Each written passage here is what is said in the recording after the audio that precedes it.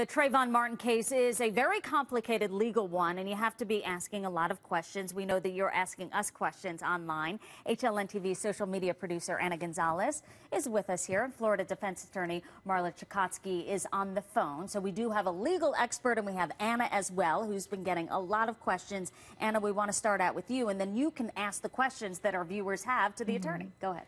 Yeah, Susan, you know, every day I read comments that are on Twitter and on Facebook, and I mean, we're getting thousands from people all over. And what we're also seeing is just this morning, I had 500 comments on one post asking for people's questions. And really, a lot of people are still trying to understand the stand your ground law. So Rebecca asks, what is the process of determining whether or not the stand your ground law has been adhered to? All right, so Marla, we want to ask you that question. I don't know if you heard Anna, but what is the process? Because the stand your ground law is a difficult one. I looked it up. It says without an obligation to retreat first. In some cases, you don't have to. Anna, can you, Marla, can you go through that law with us? Yes. In the stand your ground law, one does not have a duty to retreat anymore if they're in a lawful public place. So what has been expanded from the Castle Doctrine is that at one point, the legislator allowed everyone to be able to protect themselves and their families from intruders without the fear of prosecution.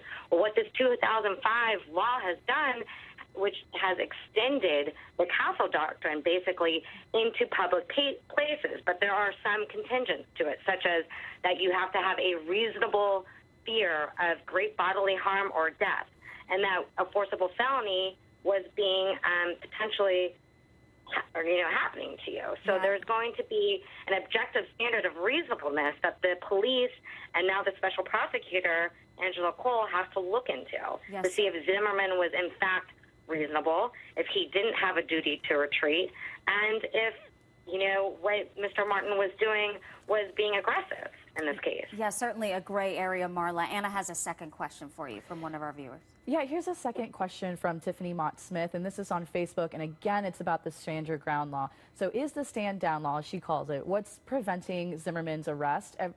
So everyone wants to know, is this why Zimmerman hasn't been arrested? Well, I think that's definitely one of the big reasons why Zimmerman hasn't been arrested, but a lot of times in murder cases, the police or the state attorney's office won't arrest someone because speedy trial runs. And what speedy trial does, it forces the state to potentially try Mr. Zimmerman in 175 days from that arrest.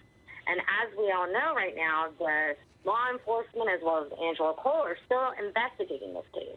And they want to make sure that all their ducks are in a row before they potentially arrest Mr. Zimmerman, because that speedy trial clock starts to tick. And once it starts to tick, if Zimmerman doesn't waive it, they have 125 days. And Marla, we have shown in the past a prior picture of Zimmerman, and it's a mugshot. So he has been arrested in the past. Can his past be used against him? That's another question that Anna's been getting today. Well, I think that you're going to have a really hard time picking a jury in this case that hasn't been exposed to the media, because they're going to have seen this picture that is a mugshot. So you're going to need to find in jury selection, if this goes to a jury and even to a grand jury, of the people, have they seen this picture? Do they know about his priors? And if they do, is that going to prejudice them? And furthermore, if this does go to a trial, the only way his prior criminal history will come in is if he's a convicted felon. And if he gets on the stand, and then the prosecutor can then say, Mr. Zimmerman, have you ever been convicted of a crime? And if he's been convicted of a felony, he has to answer yes. But if it's not a felony conviction, then those prior criminal histories will not be brought in front of a jury or in a grand jury in this case. So, Marla, if this doesn't go to criminal court, James Jackson asked us on Facebook, what civil actions will his family be able to take? Will they have a realistic chance of winning compensation from the city or police, for example, or suing George Zimmerman for wrongful death? Well, generally speaking, you cannot sue a police agency for negligence, as they enjoy what's called a sovereign immunity. They're immune from certain lawsuits such as this. However, it depends on whether Mr. Zimmerman's cleared or if he's arrested. If he's cleared because of the stand your ground law, he is then immune pursuant to that law from civil action as well.